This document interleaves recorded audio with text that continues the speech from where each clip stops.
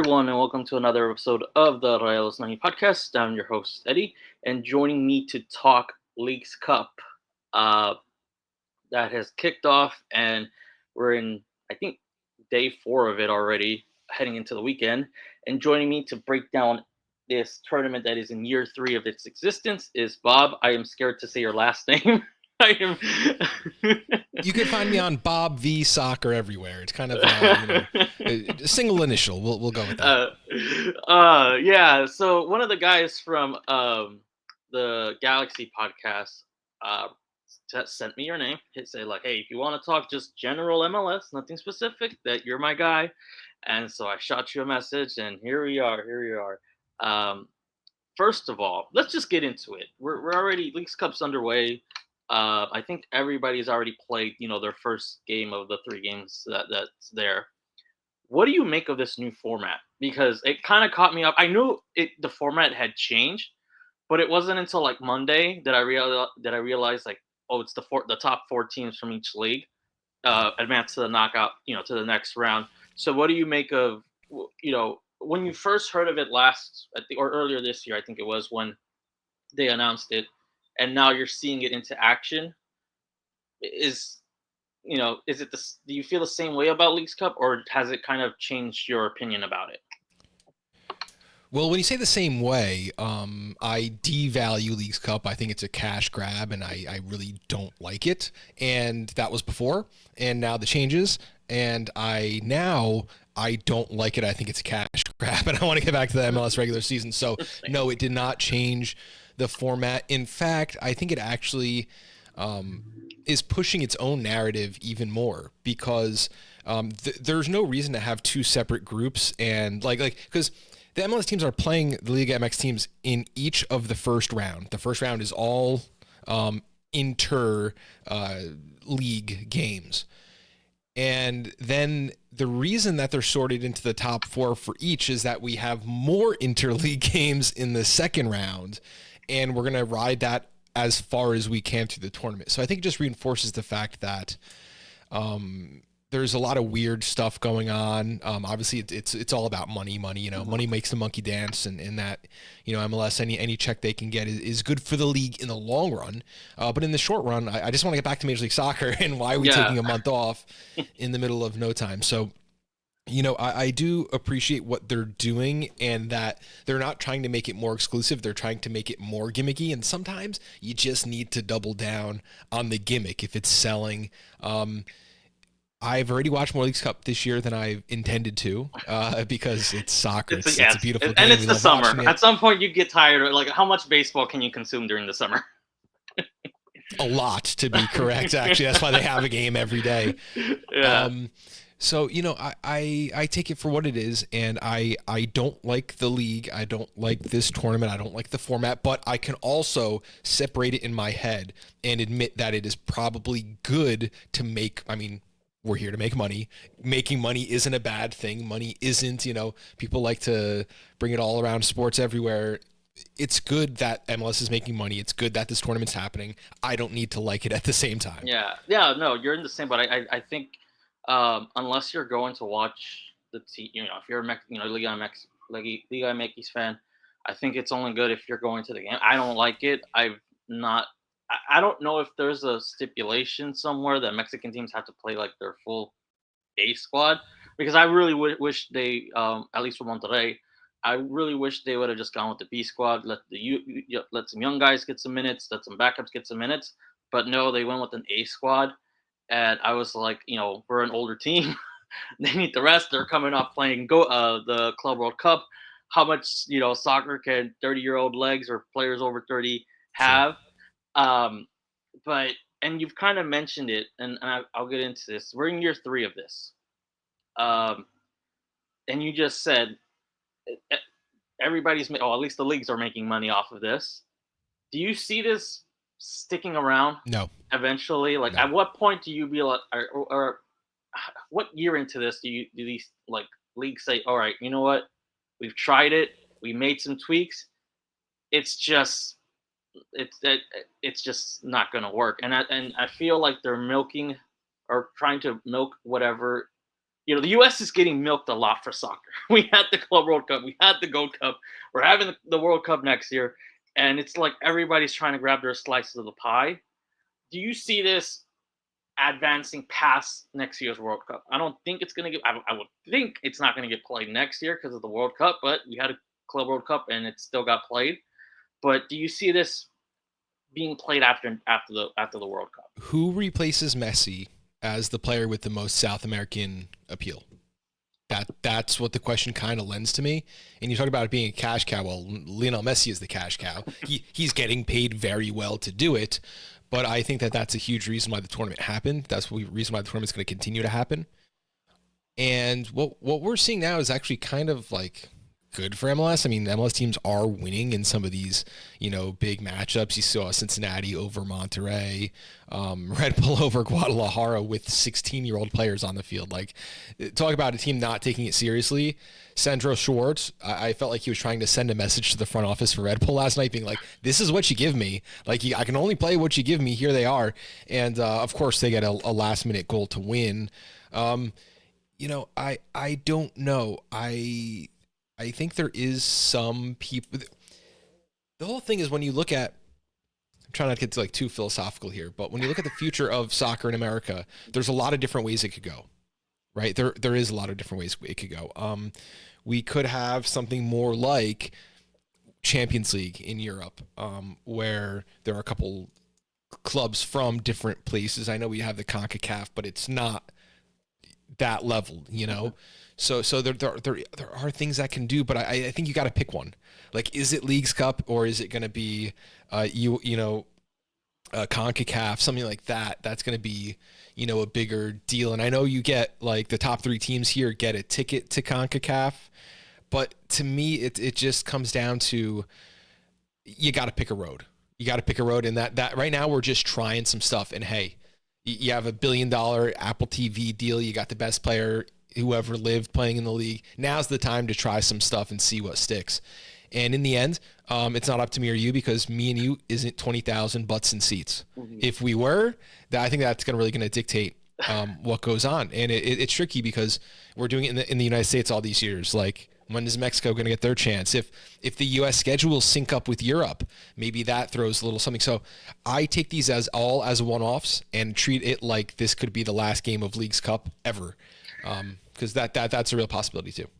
And I think what they tried to do is, at least to spice it up, they, like you mentioned, they put in the 3 spots for the CONCACAF Champions Cup.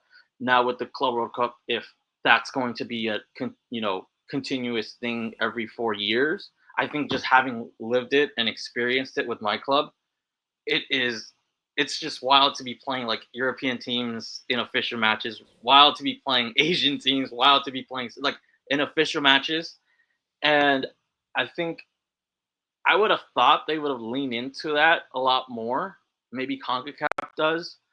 But do you think, especially with MLS clubs, they did well? I mean, Inter Miami beat FC Porto, although Porto's on the downside. It's still a European club, and you can't take that away from them. Seattle Sounders, they didn't win a game, but they put up a fight. They for what they had, they put up a fight. LAFC, not too much. But do you think that's enough for some of these teams to like, okay, we want to be in Champions Cup, we'll take it somewhat seriously? Or is that just not enough? Because you also have the prize money. It's not the most sexiest.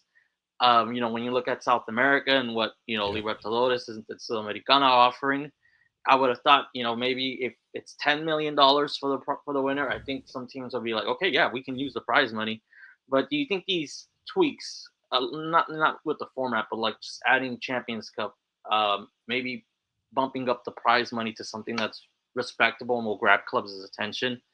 Do you think that do you think that will make it last a little bit longer, or do you think this is just, like you said, we're just going to treat it as this could be the last time we experience this competition? Because they're with the CONCACAF, I would like to think they're going to just give it a little bit more runway, because then CONCACAF has to switch, like, okay, where do these 3 spots go, or who gets these 3 spots? But how do you see this all playing out? Because then you also have MLS fans, I know they're very vocal about making U.S. Open Cup bigger than what it is, and have, adding more. It already has prestige because it's one of the oldest competitions, but like just have their MLS clubs just value it more, or the league value it more than it has. Uh, you know, Yeah, those go are a ahead. lot of questions. So I'll let you go ahead. when what I favor for Major League Soccer, and this is a very unpopular opinion, I don't think Major League Soccer should be comparing itself to the world or trying to compete on a world stage. I think it's its own league. It's a little one-off. I love the format. I love the fact that there's a salary cap.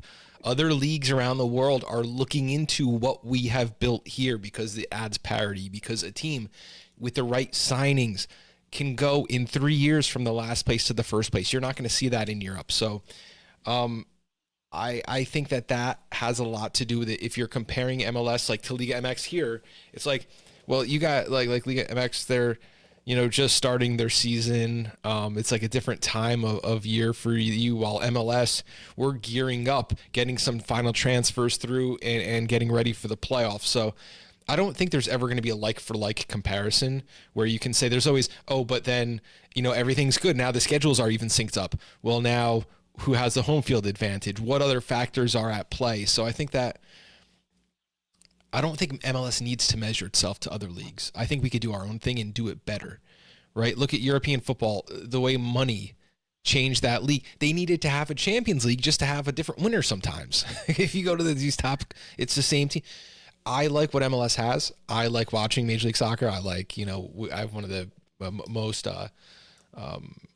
viewed MLS betting shows in the world. And I don't want to have to take, minus 450 bets because it's the same team winning every game week in and week out. I like the fact that we do things a little differently. And I think comparing ourselves to teams that do have, look at some of these Liga MX teams at the top, like Tigres, you don't have weak spots on the bench. MLS teams, we have 15-year-olds on the bench. So it's, I think it's a really interesting conversation to have because of all of those factors. But I'm okay just not comparing ourselves. Okay, so Manchester United is going to kick the pants off of Columbus Crew. Yeah, they're going to do it every time. I don't care how bad that team is. It doesn't bother me. I don't have like some chip on my shoulder where I want us to compete so bad and say we're better than. It doesn't matter to me. Yeah, and well, I it's because I value Concacaf Champions Cup more than I value this, just because that's you get home and away. Well, at least the final used to be home and away, and then you throw in the Central Americans that can sometimes be a wild card. I just like the feel of that better. It's just Leagues Cup. I know it's a cash grab. They kind of throw it at your face and tell you it's a cash grab, but the tweets like the CONCACAF bids, maybe picking up the prize money.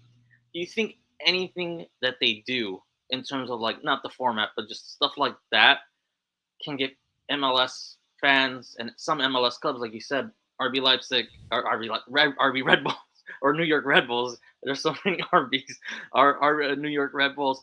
Um, we're throwing out what they have.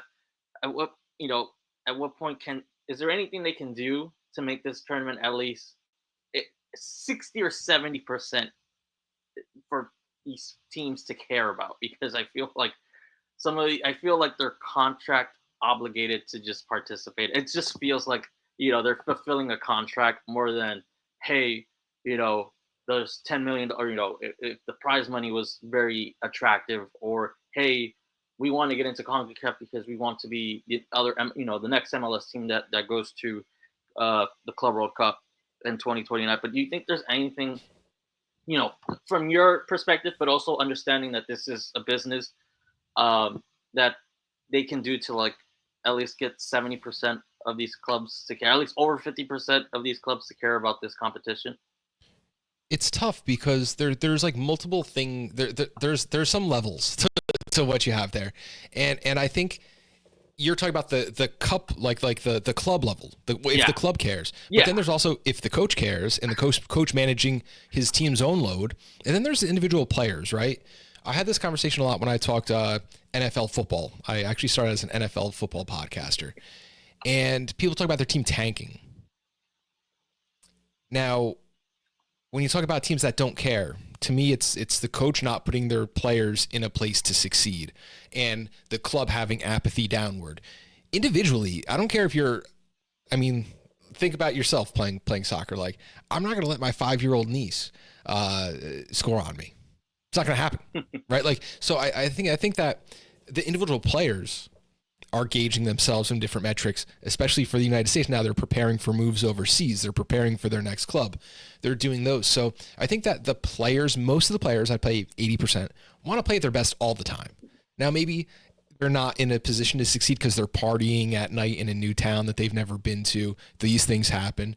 Maybe they're in preseason form with an injury, something like that, that might keep them from performing their best. But I always think, and this goes from my time being an NFL player, like teams can tank, but the players are by a huge amount as fiercely competitive as anyone listening to this right now.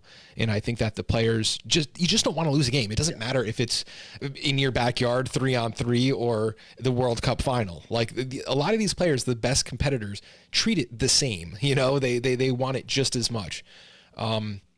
So yeah, I think that the prize money would be the biggest thing. You know, money makes the world go round. And if this is a money grab, actually grabbing the money is going to help your club the most. The seats for the Concacaf, yeah, that's pretty valuable too. But I think that that's more of a way for a team maybe that knows they're not going to win MLS Cup, you know, to find another way to secure it. Because what we see, and we see this in Open Cup too, we'll see teams kind of, you know, throw out some reserve players for the first couple matches, but once it gets serious into the final, the semifinal, well, now you throw your players out there because now you want to succeed. So I think there is a bit of a balancing match. Like, you don't want your rival team who you're fighting in the standings in Major League Soccer to sit their players, and now you're tired, you're giving your team an advantage. There's a lot of different things at play, and it's, you know, it's just because we're doing it in the middle of the Major League Soccer season that makes it kind of a tough call. But the money, I think, increase is always, you know, we're always talking about that. But I do think that it is a contest to be taken seriously, even if the trophy isn't the reward. Players want to put themselves, like I said, in a position to succeed, to secure a transfer during the transfer season, to fight for a spot on their club. You know, even if a team takes this as like a reserve match, well, the best reserves are going to be called up to the club. So, you know, there's just so much. While I don't love the tournament, it's a huge chance for players to show what they're worth. And are you buying? I feel like the last 3 years I've kind of been like crammed down my throat, like Liga MX and MLS are rivals and all this and that. I feel like, are they kind of like oversold it, at least hearing on both the English and the Spanish. I feel like they're over. I mean, obviously they have their jobs, and if you're, you know, working for Apple, you got to do what you got to do there. But you know, when it Are comes you to like asking me CONCACAF, if Bradley Wright Phillips is really as excited as he says he is on Apple yeah, about this tournament? yes. No, but it's just, do you? I just feel like CONCACAF is a little bit more. That's like, you know, you get that. I think that's where the measuring stick is, just because you get home and away. It's, you know, the trophy's better looking. You get your Club World Cup. You get an international, and I think it gives you more prestige. Like Seattle Sounders, I feel like they are going to milk that they're the only MLS team in the last 20 years to beat a Liga MX team in a final. But what I'm trying to get at is, can Leagues Cup grab that prestige, or do you think no? It's just always going to be viewed as a cash grab? Because I think, you know, Concacaf is. I mean, it is what it is for our region. Yeah. I feel like MLS teams take that a little bit more. You know, especially like once they get past, and like you said, once they'll throw out some reserves for round one, especially if they get a Central American team or a Canadian Premier League team or Caribbean team. But like once they get into that league, it's like they really get into it. And here, I don't get that too much. Do you think that what happens in CONCACAF can be replicated here, or do you think just that prestige of playing in Mexico, um, just the home and away stuff? Do you think that prestige or that type of atmosphere can be replicated here, or if it's just going to be played in the U.S., I think it's always going to be viewed as a cash grab because the thing is, what I'm trying to say is can they change they can change the format, they can add some stuff, but the image, can they change that? You and I just view it as a cash grab. I feel like 80% of the people watching this will say, yes, this is a cash grab. Do you think they can change that image, or it's just that's always just going to be like that? It's always going to be viewed as cash grab. Well, I think you kind of answered your own question talking about Seattle being the only team to beat MLS, Liga MX in a final. And they played really fantastically. I mean, they wiped the floor with Cruz Azul last night. I think that stories like that have to be independent. They have to be on their own, and it's a product of the game. It doesn't matter how much the talking heads, me and you, go back and say, "Oh, well, this is going to be valued. This is, and I value this." It's the story. It's the players on the field. It's that any given day mentality that's really going to decide the future of any competition. So, those players in Seattle now. Seattle has struggled all season long. They're trying to get, this is the time of year Schmetzer really puts his foot down and the team really comes around before the playoffs. That's a huge moral victory for them. One of the things I always joke about Chelsea, they won like the Premier League and then they came and did a preseason tour of America, and the Red Bull reserve squad beat them like 5-2 or like, so it was like something really, really bad. And then that year Chelsea went on to finish like 15th in the Premier League table. These little stories, kind of make life special, make soccer special. We don't know, we're going to have to watch. And that's why, I don't want to watch a tournament, but I'm still tuning in every time. I want to see that Pedro de la Vega volley goal, in the last few minutes of the Seattle match. And I think that, the good part is we get to watch and I need to think about it. It's going to be something where it's not on its own. It's going to be, authentic, because that is, what soccer is. The game is money, but the players are humans, And let me get away from League Cup, since I have an MLS guy and we just saw Vancouver and Monterrey was part of their destruction, going through all Monterrey Pumas, and they beat Saprissa and just fell at the end against Cruz Azul.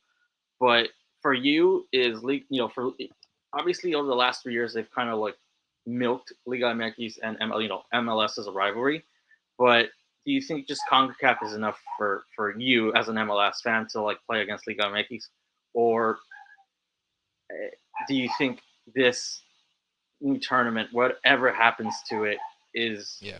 Do you think this is just too much, or there's bits like you said, I never expected Seattle Sounders to do that to Cruz Azul, Yeah. and so you get that type of story there. But do you think it's just CONCACAF is just the perfect portion size to get Liga MX and MLS, because you get home and away?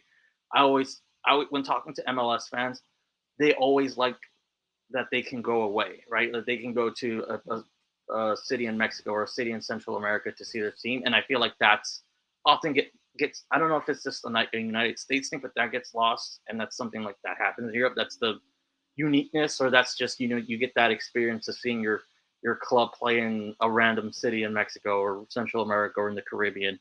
But Yes. do you think is CONCACAF just the right portion size for you? No, as I an don't think MLS it's long fan? enough. I think the tournament should go all season long. I think you should invite twice the number of teams and really make it like Champions League. It's the whole season, right? Yeah. So would you want breaks. a group stage rather than, hey, let's just get straight into the knockout stage? Absolutely, 100%. Because I think that's that's another layer of being authentic. Doing that way. Overall, if you ask me, I would tell you MLS Cup, CONCACAF, and then Lamar Hunt Open Cup. Like that's my three. Everything else is kind of after that. It's enough for me. I don't need to see MLS clubs compare themselves to Mexico every week, every game, and then change the format to make sure it happens more often. I understand why people would like to see that, but again, I'm not someone who wants to compare Major League Soccer to everyone else. I don't need it to be the highest spending league in the world. I like having 30 teams, each one able to adjust their roster and face these really strict rules in order to put a competitive team on the field. And I don't need to see us facing Mexico teams all Yeah. because look, you got like Alan Polito who just never really quite put it together in SKC. Now he's a starter on some of the top Mexico. Like, they're I think the free market's going to decide that in like the player transfer window. And I like seeing like players, oh, this guy, he's an MLS guy now, he's in Mexico, and seeing how they do different Willie, Brandon Vasquez, stuff like that. I think that's more indicative than just like a one-off tournament. Is just how the players play. And I think as the MLS and Liga MX become markets for some of the bigger teams in Europe who they're looking for talent down here. And we're taking players now from all South American, Central American countries. I like to see it play out in the transfer wire. Like you want to be the better team? Cool. You know what you got to do? If you want the better league, send more players to Europe from your academies. Yeah. That to me is a bigger indicator than any one-off tournament. Again, that's me. I know a lot of people do want to see it. A lot of people will get on and yell at me and argue, MLS needs to be the best league and then we need to take over Europe and we need to do this. We need to get rid of, we need pro rel. We need no salary caps. I'm just not that guy. I like it for what it is. And since I have you, and I don't really get to talk to MLS guys that often, except in these international competitions. For you, what's like the most, and it can be the Seattle what they did to Cruz Azul last night, but what's been like, or you can just say like the runs X team had in Concacaf for you that they took down at least two Mexican clubs. For you, what's been like the most that's kind of caught your attention over the last decade, where MLS clubs have kind of started to take Concacaf a little bit more seriously? What's been that one team where it's like, yeah, I remember that run. It could be Seattle when they won it all, or it could just be something that was another club doing a magical run. But what's been the one team that you've kind of like latched onto their story when running through CONCACAF, whether where it's and eliminating Mexican clubs? Because I think at least in the last 5 years, 6-7 years, it's kind of started to become a little bit more common. Obviously, MLS clubs have failed to finish the story and win the trophy, except for Seattle. But some of them have gone on runs. You had Toronto FC a few, like 7 years ago or something like that, 2017, 2018, when they went. Vancouver, Columbus. What's been the one MLS team that you've kind of like gravitated, or that's caught your attention on these runs against a Liga MX team? I think it's or Vancouver. Going through. It's Vancouver because almost every other club, it's like, okay, well, this club has an easy path to get there. Let's watch them do it and then fail and this and that. Vancouver had probably the hardest way the entire time. And because they are one of two clubs in Canada who has a real chance at winning like the Canadian trophy, if they would have taken that would have been a legitimate chance at winning 3 trophies in a season if they could pull the Supporters Shield or MLS Cup. So I think that Vancouver, because this was a couple that was not expected to do a whole lot this preseason, and it's a team that's been without their best player, Ryan Gauld, who's been out of majority of the season. They were an afterthought in our preseason previews, even for some of their own players. So the way they've come out and kind of asserted themselves, not only as we were talking about like relegating them out, just get out of MLS, like join the Canadian League. We don't need you guys. And being every other Canadian club is a failure right now. Seeing what they've done this year and doing it without Ryan Gauld, a player who we never thought they would survive without, has really, really been fantastic. They have a lot of really good stories too on their players. Sebastian Berhalter, that whole midfield, I really like. So maybe a bit of recency bias, but that's going to be my team. And then Takioka with the great ending of the All-Star game. From an MLS perspective, what's your take on Liga MX? Has this, I think I'd say the last 3 years, just because it's kind of like really ramped up over the last 3 years. What's been your take on the league, the clubs overall? And do you feel like you've consumed more Liga Mickeys in the last 3 years than you ever thought? Yes, Once you I think got that's into fair. soccer, once you're like, I'm going to follow MLS, I'm going to root for this league, I'm going to follow it closely. But yeah, you just what's been just the last 3 years, or whether it's through Concacaf, what's been like your just ingest of Liga Mickeys? What are your overall Well, thoughts my and first opinions? thought is that the Mexican soccer fans are writing checks with their mouths that their teams can't cash. That's kind of the first thing right off the bat, is that like talk to win percentage is very low for these Mexican squads. There are surprises, that I do love. The one thing that kind of surprises me is that I know you want to say, oh, they spend more, it's a huge league, it's been well established, but soccer has been in America for 100 years, and we play it really well too. Some of these squads are competitive. The one thing that changes for me is that with these Mexican teams, they have players on the bench that you're excited to see enter the game. And with MLS, with our roster restrictions, it's a little less so. Like, we're not looking forward to, like, there's almost no teams in Major League Soccer that are like, yes, 70 minutes coming around. You know who that means? That means we're getting some goals. Let's go sub them in. It's a different mentality that way.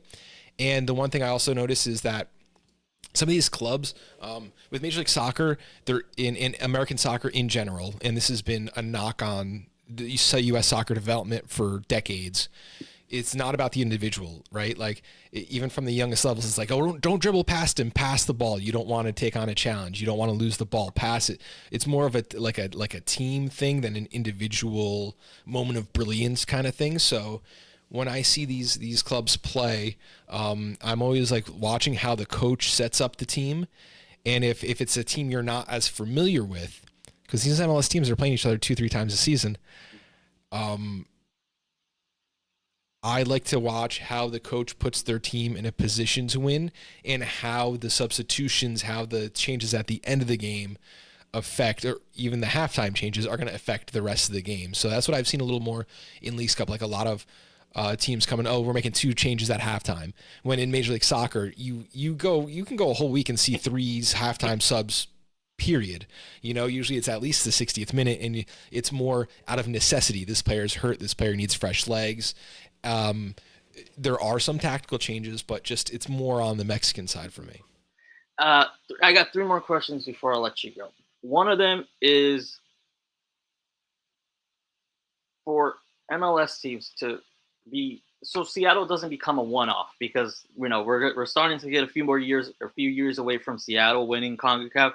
For you, is there anything that MLS teams can do to try to win that competition, or is it just it's just going to be vibes and luck that just get a team like we were just talking about? Vancouver had the most difficult, but they got they had the away goal, Yeah. go in their favor multiple times. Or is there anything that you feel, because every time Concacaf comes around and the final MLS team loses, whether it's in the final or in the knockout part, there's always a reaction like, this is what they have to do, that's what they have to do. Yeah. For you, what do you think is going to be, or what do you think an MLS team has to do to win that competition? Because I mean, we saw at the Club World Cup, MLS teams, at least 2 out of the 3 can hang with South American teams, can beat a European team, and can hang Sure. with some European teams, even with those restrictions that they have. But what for you? What do you think? If Concacaf, the only way to qualify is through winning the Champions Yeah. Cup, what do you think an MLS team is going to have to do? Because now it's just 3. Cruz Azul already has 1 spot. We have 3 more spots to go. What do you think an MLS team is going to have to do to win one of those spots? I think the hard part for me is not getting the spot. It's about returning the next year, because you're in a team with a DP model, because you're in a salary cap model. It's harder to just run back the same players and say, hey, we're good.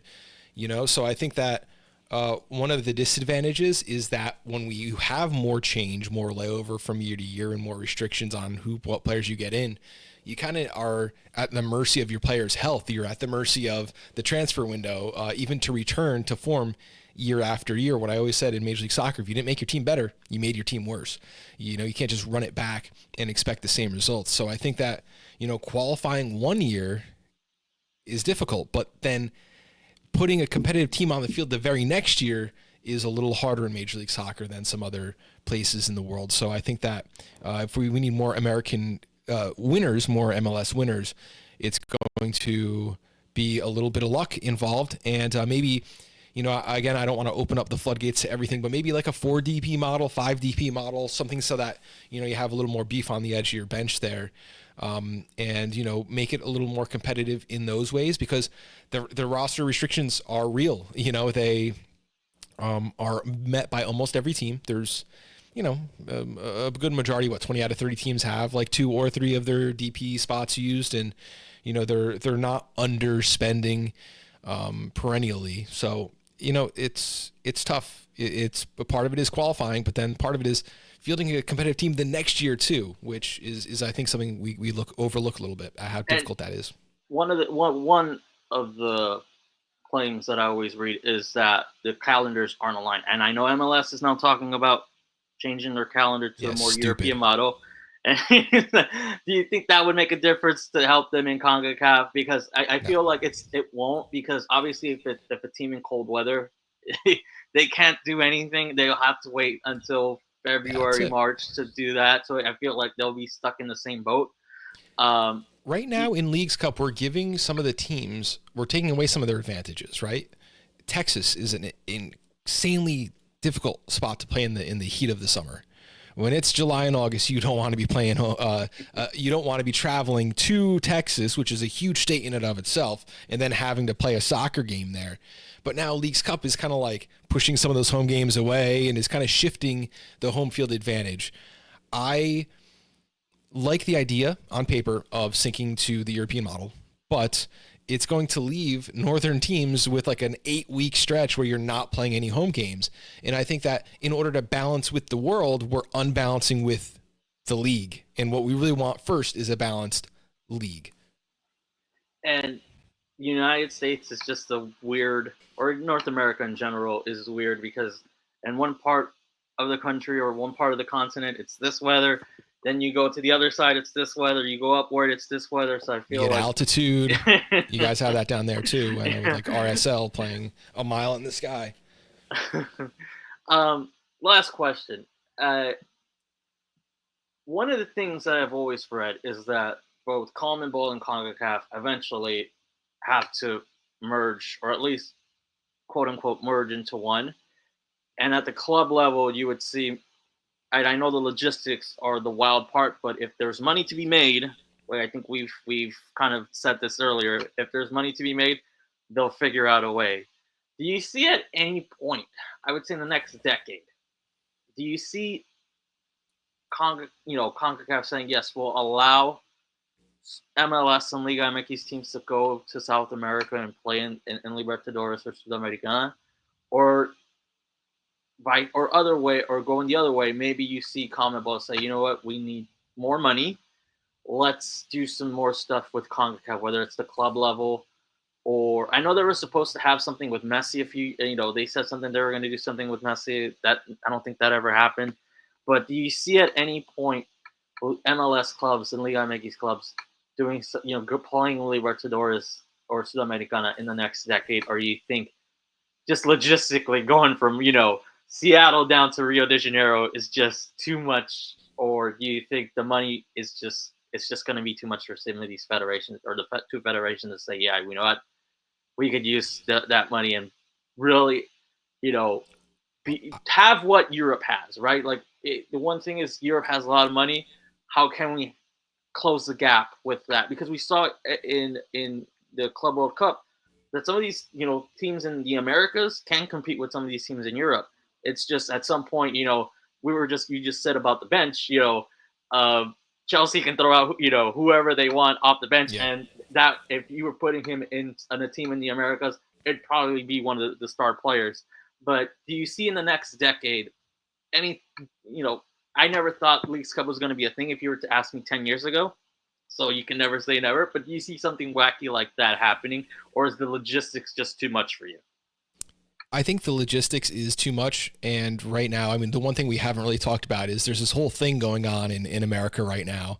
There's this whole thing. It's not going to make it easier for um, clubs to come here, and that's what it is. If you were in any part in Argentina or in Brazil, what reason besides just money would you have to come to the United States? None whatsoever, right? So I think that is, we can't just say in a bubble we're only talking about soccer. Like the way the world is right now and the way US is with players, visas, all that stuff, it's getting harder. So I don't think so. What I would like to see, instead of Major League Soccer, I'd like to see the U.S. men's national team play some friendlies against Brazil, against Argentina events, because that is what right now is kind of limiting if you want to talk about the federation, like MLS plus the U.S. team plus all these other. The thing that's holding us back is like, okay, we played the Gold Cup and we lost to Mexico this year. We didn't have anyone on our roster. It was, the D squad, but we lost this year at full strength. Every time the U.S. faces Mexico over the last 5 years and over the next 5 years, full strength, the United States wins every single time. And there are so few teams that are really competing with U.S. Mexico, and we'll lump in Canada every 5 years. They put a squad together that can win a couple matches. That we as North America need to get out of North America because playing St. Kitts isn't doing it. It's not getting those players prepared for the World Cup or anything like that. So I'm going to leave the South American travel to the national teams for now, and we don't need another tournament. That's first off, and then there is political issues. Yeah. Obstacles. No, We'll call that obstacles. Yeah. No, it's just I feel like South Americans or the South American clubs kind of like saw how big the gap is. At least for like Argentinian teams, they kind of do need the money. I would think some teams would be like, yes, sign us up if we can get X amount of checks. Because some of these clubs aren't like owned by a certain company or owned by a certain person. They're owned by socios. I don't know how you say it in English, but they're owned by people, right? Or it's or it's a club where it's people vote and all this and that, who's the president and all this and that. So I do believe some of these clubs would be like, hey, if you can give us 10, 15, $20 million to clear out some debt or to get some players, I feel like they'd be tempted.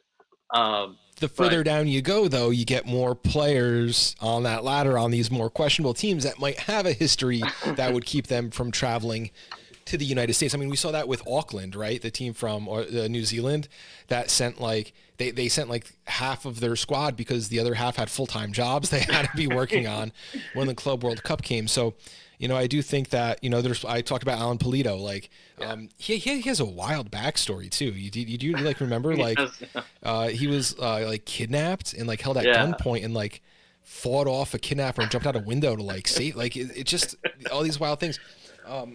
I do think that the more people you adds even more issues right now with those games happening. And, again, when we talk about the European model where it's two big teams and everyone else, well, do we need to face off against a Brazilian bottom of table team or is the Club World Cup going to kind of take care of that itself? Yeah. Bob, unless you have any questions that you want to bring up, maybe the topics that you wanted to touch on, I really appreciate you coming on, but if you have anything you want to mention or go ahead, the floor is yours. I'm just waiting for Major League Soccer to start again. This is just a little interruption that we got to talk about.